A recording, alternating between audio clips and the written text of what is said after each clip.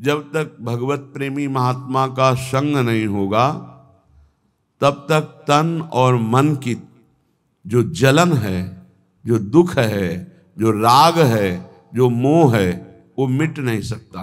ये पक्की बात है। ये बड़ी सूक्ष्मता से देखा गया कि बड़ी कठोर साधना करने पर भी अहम सुरक्षित रहा। अहम सुरक्षित तो देह भाव सुरक्षित, देह भाव सुरक्षित तो हर विकार सुरक्षित। तभी समझ में आया कि रसिक गुरुदेव की कृपा से जो अहम गलित होता है वो किसी साधना से नहीं। अहम गलित हुआ तो देह भाव मिटा, देह भाव मिटा तो सारे विकारों की गुंजाइश ही नहीं रह गई, क्योंकि अहम के ही देह भाव के महल में ही ये सारे विकार रहते हैं। वो निर्विकार स्थिति, वो दैन्यता, वो सहजता, वो कृपालुता, वो दयालुता आराध्य देव की रसिकों में होती है और रसिकों से उनके शरणागतों में उतरती है।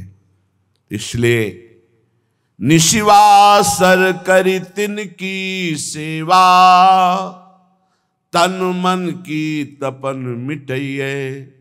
तन की और मन की। तन बड़ा स्वस्थ है, खूब सुख सामग्री है, पर मन असंतोषी है, पापाचरण का संकल्प करने वाला है, भगवद विमुख चिंतन करने वाला है। वो हर समय जलता रहेगा। व्यर्थ की सोच, समय को नष्ट करना, संकल्प विकल्प करके गंदी बातों का चिंतन करना, मानो दुख का बीज बोना है। अब मन या तो प्रभु में लगेगा या जगत में लगेगा, जगत में लगेगा तो भोगों में लगेगा, भोगों में लगेगा तो पाप बुद्धि होगी, पाप बुद्धि होगी तो दुर्गति, दुख, विपत्ति, संकट, एक क्रम है। हमारा मन प्रभु में लगा हो और तन में गलित कुष्ठ हो, कीड़ा पड़ गए हो, तो भी कोई फर्क नहीं पड़ता। मान लीजिए, अभी मान लीजिए आपका शरीर स्वस्थ है तो मन को प्रभु में लगाने का अवसर है। आप बहुत कृपा पात्र हैं प्रियालाल के, उनकी कृपा को ठुकराइए नहीं। यदि आपका शरीर स्वस्थ है तो आप सोचिए, आप आसन में बैठकर बहुत अनुष्ठान पूर्वक मंत्र जप सकते हैं। आप एक आसन में बैठकर पूरी चतुरासी जी का गान कर सकते हैं। आप एक आसन में बैठकर श्रीमद् राधा सुधा निधि का गान करके प्रियालाल को रिझा सकते हैं। आपका शरीर स्वस्थ है तो आपकी साधना उत्तम बन सकती है। अब शरीर अस्वस्थ है, भगवदाकार बुद्धि है, कोई परेशानी नहीं। नहीं तो शरीर जब अस्वस्थ होता है ना, तो ये मन, ये इंद्रियां, ये बुद्धि इसी शरीर में आसक्त हो जाती है। बस हाय हाय, क्लेश, चिंता, शोक यही बना रहता है। इसलिए यावत स्वस्थ विदम कलेवरम। बुद्धिमान वही है कि आग लगने के पहले आग बुझाने की भी व्यवस्था रख ले। आग लगने पर कुआं खोदना मूर्खता है। ऐसे ही शरीर रोग ग्रसित हो जाए, फिर सोचो मेरा मन भगवदाकार हो जाए, तो ये मूर्खता, फिर नहीं लगेगा। यावत स्वस्थ विदम कलेवरम यावत च दूरे जरा। जब तक तुम्हारे अंग काम कर रहे हैं तो सत क्रियाएं कर लो, सत मार्ग का चिंतन कर लो, नहीं बाद में पछताना पड़ेगा। सच्ची मानिए, जब शरीर रोग ग्रसित होता है, भारी पीड़ाएं होती हैं, तो मन को प्रभु में लगाना असंभव, असंभव। अगर मन की गति पहले से प्रभु में गई है तो और जोर से भागेगी प्रभु की तरफ। अगर कहीं प्रभु में हो गई है तो कोई फर्क ही नहीं पड़ता है। निशिवासर करी तिनकी सेवा, रात दिन रसिकों की सेवा करके तन मन की तपन मिटई है। सेवा शब्द को अच्छी तरह से व्याख्या की गई है, उनकी रुचि में रुचि मिला देना, उनकी आज्ञा पर चलना। देखो, यदि कोई रसिक महापुरुष आपको स्वीकार कर लिए हैं तो ये श्री जी की अहेतुकी कृपा आपके ऊपर हुई है। उनका किसी से राग नहीं है, राग पूर्वक वो किसी से प्रेम नहीं करते, किसी से उनकी ममता नहीं है। उस सम स्थिति को प्राप्त महापुरुष यदि आपसे राग पूर्वक ममता पूर्वक बात कह रहे हैं तो आपके अहोभाग्य हैं। तू मेरा है, तू ऐसे चल, प्रियालाल को ऐसे प्राप्त कर, ये अहोभाग्य समझिए। वो अपने चिंतन को छोड़कर आपका चिंतन करके आपके दोषों की निवृत्ति के लिए आपको उपदेश कर रहे हैं। यह हेतु की कृपा लाडली जू की, आपकी तरफ वो देख रहे हैं, आपसे बात कर रहे हैं, आपको अपना मान रहे हैं, और कहीं आपको उनका उच्छिष्ट प्रसाद मिल रहा है, आपको डांट पड़ रही है, आपके अंदर उनका भय है, तो निश्चित आपका परम कल्याण कोई रोक नहीं सकता। ये बड़ी दुर्लभ कृपा प्रसादी होती है, ऐसा जिनको प्राप्त है। कौन सतमार्ग में प्रेरित करता है, कौन किसी को डांटता है सतमार्ग के लिए। तन मन जीवन वारिये भोरी, भोरी सखी है। अगर ऐसे रसिक मिल जाएं तो तन मन दोनों न्योछावर कर दो, उनकी आज्ञा पर चलो। जैसे बेटा स्वस्थ हो, खेल रहा हो, ये देखकर मां को जो सुख मिलता है वो किसी और को सुख नहीं मिलता है, और तो देखकर बस चल देगा, लेकिन सुखानुभूति मां को होती है।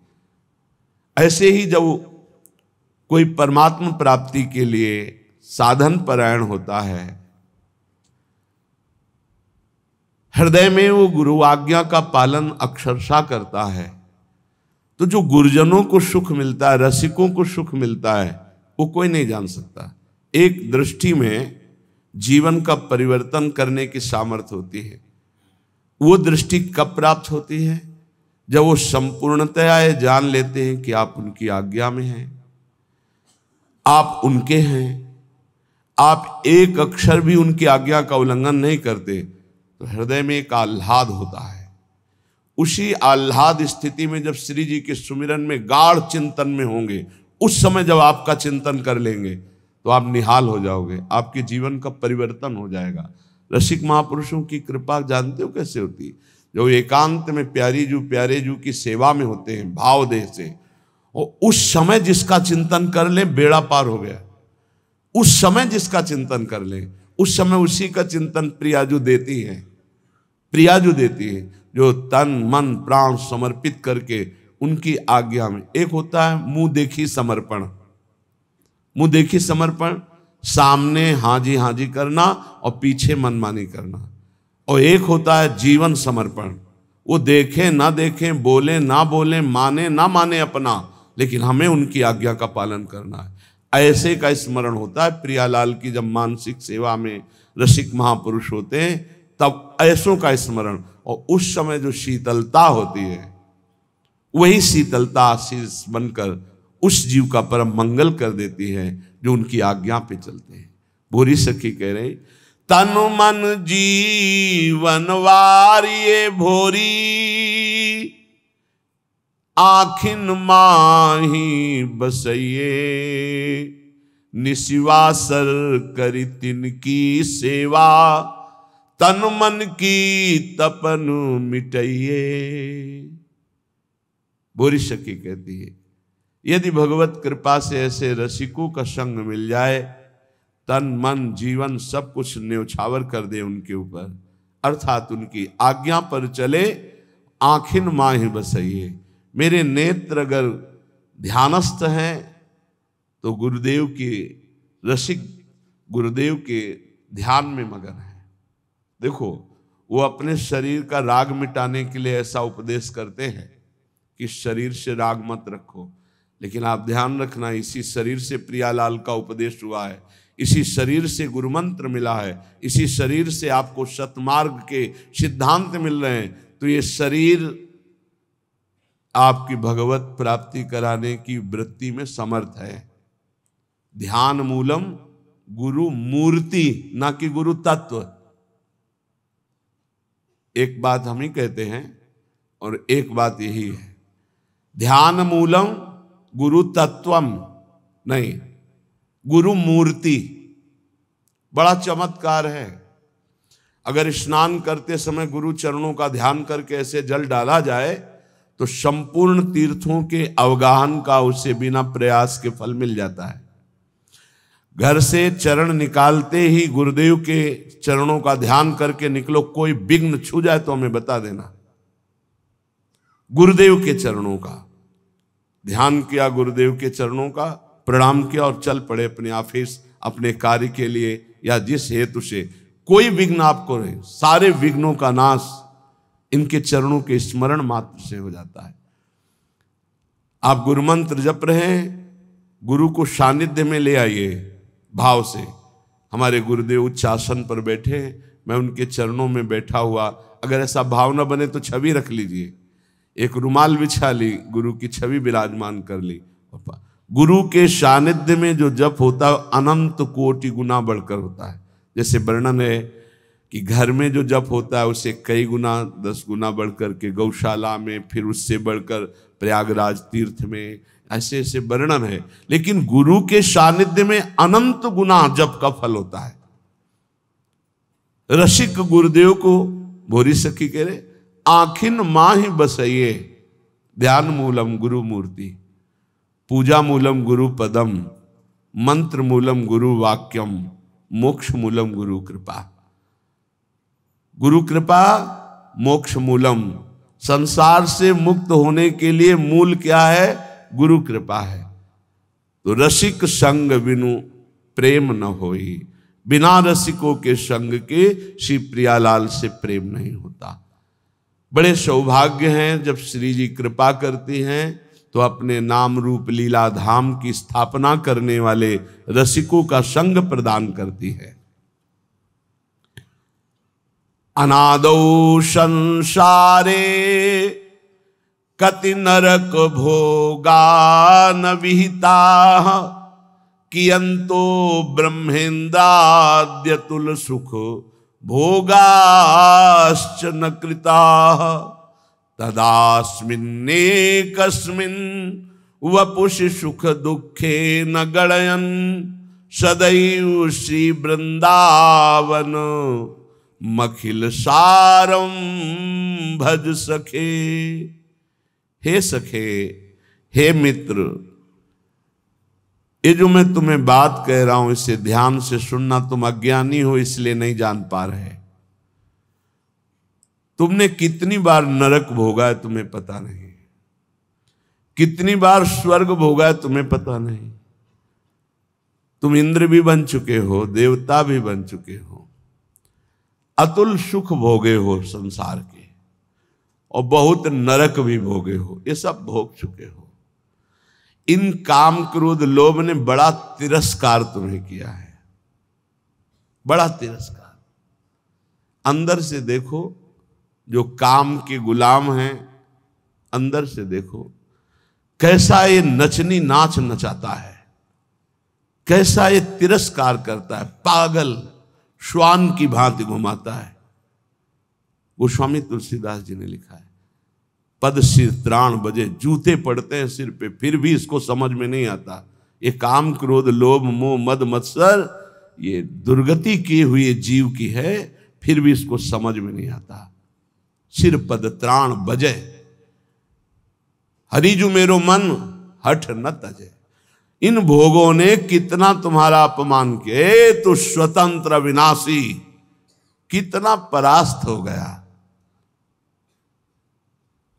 कामी पुरुष चरणों में झुकता है सिर्फ काम संयोग के लिए, कसम खाता है कि आपके सिवा मैं किसी से क्या क्या दैन्यता, अगर ऐसी दैन्यता गुरुदेव से कर देता तो परब्रह्म की प्राप्ति हो जाती। आप बोलो, आप कहो तो अभी प्राण त्याग दें, आप बोलो अभी प्राण त्याग दें। त्याग देते हैं। क्या क्या इस काम ने नचनी नाच नचा रखा है त्रिभुवन में। श्रीपाद कह रहे बहुत धैर्य पूर्वक, हे सखे, हे प्रिय मित्र, तुम्हें नहीं दिखाई दे रहा, मुझे दिखाई दे रहा है, क्योंकि त्रिकालज्ञ है, तीनों कालों का ज्ञान है। कह रहे तुमने कितने नरक भोगे तुम्हें पता नहीं। जैसे मां के गर्भ में रहे तो क्या पता हमें कैसा कष्ट था, कोई याद नहीं है। ऐसे कितनी बार तुम स्वर्ग गए तुम्हें पता नहीं। अर्थात स्वर्गिक सुख, नारकिक दुख, इनको तुम बहुत भोगे हो। इन काम क्रोध आदि दुश्मनों ने कितना तुम्हारा तिरस्कार किया। धिक्कार है, धिक्कार है। बहुत बहुत विचित्र दशा है। महाराज पुररवा का वैराग्य एकादश स्कंद में लिखा हुआ पढ़ना चाहिए। और महाभारत में हमने पढ़ा पुररवा जी की दशा, पागलों जैसे उर्वशी के प्यार में डूब। ऐसी स्थिति के प्राण निकल जाएंगे जब उर्वशी अंतर ध्यान हो गई। पागलों जैसी चक्रवर्ती सम्राट महाराज पुररवा, बस जैसे कोई विरही, हा प्रियालाल, हा प्रियालाल, ऐसी दशा। ये दशा देखकर देवी उर्वशी पुनः प्रकट हुई। जे हुई प्रकट हुई तो जैसे मृत को कोई संजीवनी पिला दे, ऐसे हा उर्वशी, उर्वशी का बस आप जानते हो मैं किसी की नहीं होती। मैं केवल पुण्यात्मा के पुण्यों का भोग प्रदान करने के लिए जाती हूं। मैं दयावश आई हूं तुम्हारी दशा देखकर। मैं किसी की नहीं हूं। मैं तो आदेश से आती हूं उसके पुण्यों के प्रताप का भोग करवाने के लिए। तुम्हारे पुण्य क्षीण हो गए, अब मैं तुम्हें स्पर्श करने का भी अधिकार नहीं दे सकती, और तुम मेरा वियोग छोड़ो। मैं किसी की नहीं हूं। अंतर ध्यान हो। तब उनको जो झटका लगा, वैराग्य आया, तो उनका धिक्कार है मुझको। भगवान बड़ी कृपा करते हैं जब सांसारिक प्यार में ठोकर दे, बड़ी कृपा होती है उनकी। जिनको थोड़ा भी धर्म का ज्ञान है तो उनका रास्ता प्रभु की तरफ खुल जाता है। जैसे चिंतामणि ने ठोकर लगाई तो बिल्व मंगलाचार्य बन गए। ठोकर लगनी आवश्यक होती है। बहुत द्रवित हृदय होता है आशिकों का। वही आशिकी अगर मुड़कर हरि की तरफ लग जाए तो परमानंद की प्राप्ति हो जाए। पूज्य जीव गोस्वामी जी से जब कोई दीक्षा लेने जाता था तो ये पूछते थे तुम्हारा मन कहाँ आसक्त है? तो कहते स्त्री में। ठीक है, काम हो जाएगा। मंत्र दे, तुम्हारा मन? बोले पुत्र में। हाँ ठीक। एक आए धनी, कुछ भेंट रखी और कहा शिष्य बनना चाहे, तुम्हारा मन कहाँ है? बोले किसी में आसक्त नहीं है। बोले हमारे लायक नहीं हो, काशी जाओ, वहां किसी ज्ञानी की शरण लो। हमें तो आशिक चाहिए, मोड़ना है। आसक्ति को मोड़ दिया। जो पत्नी में है, पुत्र में है, माँ में है, पिता में है, शरीर में, भोगों में, वैसी थोड़ा प्रभु में हो जाए, निहाल हो जाए जीव। कहते तुम जरा सोचो, सब बैठे हो, सोचो जरा कैसा तिरस्कार करते हैं काम क्रोध लोभ आदि। आप गिड़गिड़ाते हैं, आप चरणों में गिरते हैं और वो रौंदता है काम। वो तुम्हारे तनिक भी सम्मान की बात नहीं देखता।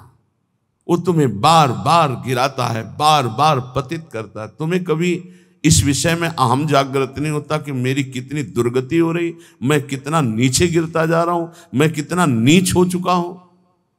कभी इसमें आम जागृत करो कि अय काम तूने बहुत परास्त किया, अब मर चाहे जाऊं तुझे स्वीकार नहीं करूंगा। एक बार करो तो भगवान का बल जागृत हो जाए। जहां अहंकार नहीं करना चाहिए वहां अहंकार करते हो। गुरुजनों से, पूज्य जनों से, शास्त्रवेत्ताओं से, भगवत प्रेमियों से यहां दैन्यता, यहां गिड़गिड़ाओ, यहां बार बार अपने अहंकार को गिराओ तो यहां मंगल हो जाएगा। लेकिन नहीं, यहां अहम दिखाओगे और वहां काम की गुलामी में गिड़गिड़ाओगे। वहां अपने आम को जागृत करो तो तुम्हें वीर समझे कि अय काम, अब तक बहुत परास्त किया, आज मैं भगवान के चरणों का आश्रय लेकर देखता हूं कि तू अब कैसे परास्त करता है। तू भी भगवान की शक्ति से युक्त है, तो मैं भी भगवान का अंश हूं और उन्हीं की शक्ति से संपन्न हूं। देखता हूं तू मुझे कैसे परास्त करता है। यहां हम जागृत करो तो कुछ समझ में आवे। इन काम आदि दोषों ने कितना तिरस्कार किया। हे सखे, कभी तूने सोचा नहीं? अब वर्तमान में सोच लो, अभी इसी क्षण। ये मानव देह इन विकारों पर विजय प्राप्त करके भगवदानंद में डूबने के लिए मिला है। इसलिए हे सखे, मत सुख की लालसा से इन काम आदि की गुलामी करो। ये कभी सुख नहीं देने वाले, क्लेश, अशांति, जलन के सिवा नहीं मिल सकती। लिख लो कागज में या दिमाग में लिख लो, भोगी पुरुष को केवल अशांति, क्लेश, हीनता, भय और असत विचार, यही उसके बढ़ते चले जाते हैं। व्यर्थ की सोच, व्यर्थ की सोच। Over thinking. ये पूछ रहे थे कि ये ओवर थिंकिंग कैसे जाएगी? भगवान के आश्रित होकर नाम जपने से, एक कामादि दोषों की गुलामी से, ये व्यर्थ चिंतन, इसे हिंदी भाषा में व्यर्थ चिंतन, वही तुम व्यर्थ का चिंतन करते हुए भयावह अंदर वृत्ति जागृत, घबराहट होना, चिंता होना, शोक होना, ये अपने आप बढ़ते जाएंगे। क्योंकि तुमने असत भोगों का दासत्व स्वीकार। एक कभी अहंकार जागृत करो। हम कहते हैं जागृत करो, घमंड करो इस बात का कि हम प्रियाजू के हैं, हम प्रभु के हैं। अब तुम विकार मुझे कैसे परास्त कर? नहीं, गुरुजनों से आंख टेढ़ी करके देख सकते हो, लेकिन विकारों से नहीं। ये आप अंदर देख लो, बैठे हो अपने सब, जैसा वो कहेंगे वैसे ही तुम्हें घुटने टेकने होंगे। वहां अहंकार तुम्हारा नहीं दिखाई देता। बहुत हुआ, अब नहीं। कभी ऐसा नहीं सोचते हो। अगर सोचोगे भी तो एक ही धोबिया पछाड़ मारेगा, काम की मुंह भरा गिर जाओगे। अगर बचना है तो हरिनाम बल, राधा राधा राधा राधा और महापुरुषों के चरणों का आश्रय। कह रहे परम सार श्री वृंदावन में आ जाओ, रसिकों का संग करो, नाम बल जागृत करो और इन विकारों की गुलामी से मुक्त हो जाओ। बहुत बार स्वर्ग भोगे हो, बहुत बार नरक भोगे हो। कहे कियंतो ब्रह्मेंदाद्यतुल सुख भोगाश्चन कृता। तुमने ब्रह्म सुख, ब्रह्मा का सुख, इंद्र का सुख, देव सुख सब भोगे। और अनादौ संसारे कति नरक भोगान विहिता। ये अनादि है, कब से हुआ कोई पता नहीं। कितनी बार नरक भोगा तुमने। अभी भोगों का तिरस्कार सह रहे हो, काम क्रोध आदि की गुलामी में फंसे हो। अरे जागृत हो, तू अविनाशी का बच्चा है, तुझे कोई नहीं परास्त कर सकता। शरीर भाव में आने के कारण तेरी दुर्गति हो गई। उठ, अपने स्वरूप को जान। इसीलिए मानव देह मिली है। श्री वृंदावनवासी पाद रजसा सर्वांगमा गुंठयन। श्री वृंदावन में कमुज्ज्वल तमम पश्यन समस्तोपरि। श्री वृंदावन माधुरी भिर्निशम श्री राधिका कृष्णयो रप्यावेश मनुस्मरन न दिवस श्रीधाम वृंदावनम। कैसे शरीर पावन हो, मन पावन हो, मेरा पवित्र हम कैसे हो जो मैं निर्विकार हो जाऊं। कह रहे जो वृंदावन के प्रेमी रसिक जन हैं, ब्रजवासी जन हैं, इनकी चरण धूलि में लौट जाओ। इनकी चरण रज रोज शरीर पे लगा। श्री वृंदावन वासी पाद रजसा सर्वांगमा गुंठन। बहुत बड़ी वस्तु है ये वही पकड़ सकता है जिस पर श्री जी की अहेतु की कृपा है। भरत जी जो जड़ भरत जी के रूप में है, उन्होंने ये कहा बिना महत्पाद रजोभिषेकम बिना महापुरुषों की चरण रज से अभिषिक्त हुए ये ब्रह्म बोध नहीं प्राप्त होता। प्रहलाद जी ने भी कहा कि जब तक अकिंचन भगवत प्रेमी महात्माओं की चरण रज में अभिषेक नहीं होगा तब तक मेरी जैसी मति है ऐसी हरि में नहीं होगी। नैषाम मति तावदुरुक्रमान्यम। यहां श्रीपाद कह रहे हैं काम क्रोध आदि पर विजय प्राप्त करने के लिए, समस्त भोगों पर विजय प्राप्त करने के लिए, समस्त दोषों का तिरस्कार पूर्वक त्याग करने के लिए क्या करो? बोले श्री वृंदावन वास पाद रजसा सर्वांग मां गुंठयन। कोई अंग न बकाया रहे, पूरे शरीर में वृंदावन की रज लगाओ। ये चिकनी चमड़ी रजोगुण पैदा करके भोगों में फंसाती। मान लीजिए हमारी प्रार्थना, जितना शरीर को सुकुमार करोगे, साबुन लगाओगे, चिकना करोगे, उतना ही मन गंदा होगा। लिख लो दिमाग में, शरीर राग त्यागी ही भगवत अनुरागी होता है। इस बार बढ़िया शरीर मिल गया, अगर बढ़िया कार्य नहीं करोगे तो घटिया शरीर मिलेगा। न जाने कितने पशु पक्षियों को क्या क्या पीड़ाएं सहनी पड़ती, क्या क्या कष्ट सहना पड़ता है, कैसे। इसलिए इस मानव देह की चिकनाहट चमड़ी को देखकर गर्व मत करो कि मैं रूपवान हूं या तू रूपवान है। यहां कोई रूप नहीं, ये सब मरे हुए रूप हैं। मृत्यु लोक है इसका नाम। अगर रूप ही देखना है तो ऐसे ऐसे रूप हैं कि बड़े बड़े जितेंद्री मूर्छित हो जाएं देवलोक में, ऐसे रूप हैं। और देवलोक भूलोक रसातल सुनि कवि कुल मति डरिए, सहज माधुरी अंग अंग की कई कासो पट तरिए। देखो माई सुंदरता की सीमा। आओ इधर देखो रूप, लालजू का लावण्य देखो, प्रियाजू का रूप देखो। श्री वृंदावन में कम उज्ज्वलतमम पश्यन समस्तोपरि। पश्यन देख बा माधुर्य रस की वर्षा करने वाले श्री राधिका कृष्ण यो श्री श्यामा श्याम यहां बेहरण कर रहे। इसलिए मेरी बात मान जा, वृंदावन की रज को एकत्रित कर लो और स्नान के बाद रोज लगाओ। हमारी ये बात मान लो, ये जब तक रजकण शरीर में नहीं लगेगा तब तक विषयों पर विजय प्राप्त करना बहुत कठिन है। ये सद्य वशीकरण चूर्ण मनंत शक्तिम तम राधिका चरण रेणु मनुस्मरामी। ये श्री जी की चरण रज, ये श्री जी की रसिकों की चरण रज में अनंत शक्ति है। उसी अनंत शक्ति से हम इन काम आदि दोषों पर विजय प्राप्त कर सकते हैं। इसलिए परिचर चरण सरोजम तद गौर श्याम रसिक दंपत्यो वृंदावन नव कुंजावली सुमहानंग विह्वलयो।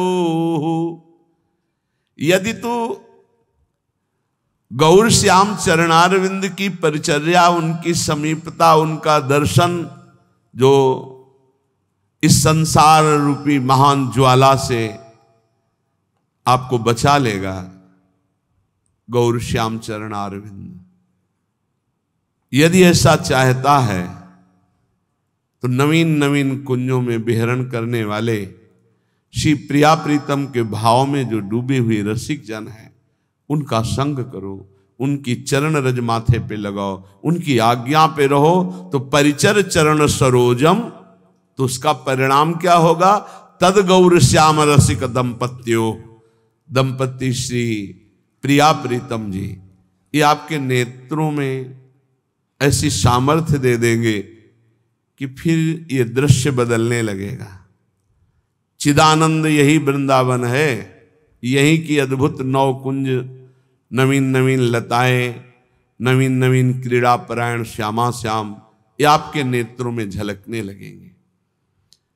जब हम भगवत प्रेमी महात्माओं का संग करते हैं तो हमारे अंदर ये 8 पुष्प जागृत होते हैं, जिन 8 पुष्पों से आराध्य देव प्रसन्न होते हैं। अगर ये 8 पुष्प नहीं तो आपकी पूजा अधूरी मानी जाएगी। हर उपासक के हृदय में ये 8 पुष्प जागृत होते हैं, तब इष्ट देव पूजा स्वीकार करके प्रसन्न हो जाते हैं। प्रथमम अहिंसा पुष्पम, इससे बिल्कुल प्रियालाल की सेवा बन जाती है और बहुत जल्दी प्रसन्न हो जाते हैं।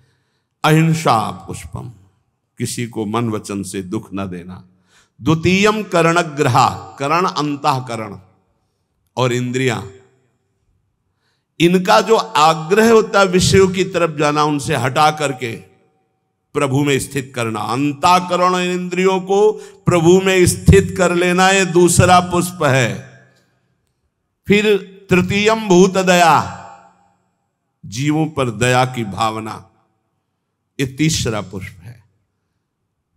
चैतन्य महाप्रभु ने श्री सनातन जी को उपदेश किया था, नामे रुचि, वैष्णव सेवा और जीवे दया। जीवे दया, नामे रुचि, वैष्णव सेवा का इससे बढ़कर और कोई उपदेश नहीं। तीन बातें। जब किसी को दुखी देखा जाए तो अपने चित्त में दुख आ जाना, कैसे इसकी दुख की निवृत्ति करूं, ये वैष्णव हृदय होता है, ये भक्त हृदय होता है। इससे भगवान बहुत प्रसन्न होते। दूसरे को दुखी देखकर द्रवित हो जाना, भले हम नहीं निवारण कर पा रहे, पर हमारे हृदय में पीड़ा है कि कैसे इसके दुख का निवारण हो। हे भगवान, मैं तो असमर्थ हूँ, इस पर सेवा नहीं कर सकता, अर्थ नहीं है, ऐसी व्यवस्था नहीं है, ऐसा भाव नहीं, पर मुझे लगता है मैं इसे सुख प्रदान करूँ। इतनी भावना से ये पुष्प भगवान के पास गया और आपके ऊपर भगवान प्रसन्न हुए। जीवे दया तृतीयकम पुष्पम, तीसरा पुष्प है समस्त जीव पर दया। चतुर्थम शांतिरेव च, चौथा पुष्प है शांति। शांति की व्याख्या की है, जो हमको गाली दे, अपमान करे, तिरस्कार करे, उसमें शांत रहना, बिल्कुल कुछ न बोलना, इसे शांति कहते हैं। और शांति कहते हैं उसमें उसके मंगल की भावना करने लगना। करत जे अनुसहन निंदक तिन्हों पे अनुग्रह किए, हे भगवान इनका मंगल हो, इनको ज्ञान नहीं इसलिए निंदा कर रहे हैं, अपमान कर रहे हैं, तिरस्कार कर रहे हैं। हे नाथ, इनकी बुद्धि शुद्ध हो, ये स्वस्थ रहे, इनको कभी कोई शारीरिक मानसिक या वाचिक दंड ना पहुंचे, नाथ इन पर कृपा करो। ये हृदय में ये पुष्प, शांति रूपी पुष्प, ये भगवान को प्रसन्न कर लेता है। समस्तु पंचमम पुष्पम, सम कहते हैं इंद्रियों का उनके विषयों से विलग करके, जो शब्द स्पर्श रूप रस गंध में इंद्रियां लगी हुई, उनको अलग करके भागवतिक शब्द स्पर्श रूप रस गंध में लगाना, इसे सम कहते हैं। और समस्त पंचमम पुष्पम, सम के अंदर दम भी आ जाता है। दम कहते हैं मन को इंद्रियों के अधीन न करके उसे सावय मना कृष्ण पदारविंदयो। तो आगे आया ध्यानम चैतु सप्तमम, जो ध्यान है प्रभु का, आराध्य देव का। राधा वल्लभ लाल को हृदय ध्यान मुख नाम, बहुत बड़ा ये पुष्प है, इसी से भगवान बहुत जल्दी प्रसन्न होते हैं। और सत्यम चैवाष्टमम पुष्पो मेतैस्तुष्यति केशवः, इन 8 पुष्पों की पूजा यदि नहीं तो भगवान की पूजा नहीं मानी जाएगी पूरी। इन 8 पुष्पों से होगी। अहिंसा और अंतःकरण का वशीभूत होना, अर्थात अंतःकरण के अधीन ना होकर उसे अपने अधीन करके भगवदाकार करना। जीवों पर दया करना। शांति, जो आपका अपमान करे उनका मंगल मनाना। शम, इंद्रियों को निर्विषय करके भगवदाकार करना। दम, मन को इंद्रियों की अधीनता से हटाकर प्रभु के चरणों के चिंतन में लगाना। ध्यान, अपने आराध्य देव के रूप का ध्यान करना। और 8वां सत्य, सत्य वचन बोलना, सत्य में स्थित रहना, सदाचरण करना, सत्संग करना, सद्भाव रखना। ये 8 पुष्प हैं। एतैरेवाष्टमी पुष्पैस्तुष्यते चार्चितो हरि, पुष्पांतराणि संतेव बाह्यनानि न प्रसत्तम। यहां कह रहे इन पुष्पों द्वारा भगवान श्री कृष्ण को संतुष्ट किया जा सकता है, अन्यथा अन्य पुष्प जो बाहर, उनसे भगवान उतना प्रसन्न नहीं होंगे जितना इन 8 पुष्पों से होंगे। इसलिए भक्त को, प्रेमी को ये 8 पुष्पों द्वारा अपने आराध्य देव की पूजा करनी चाहिए।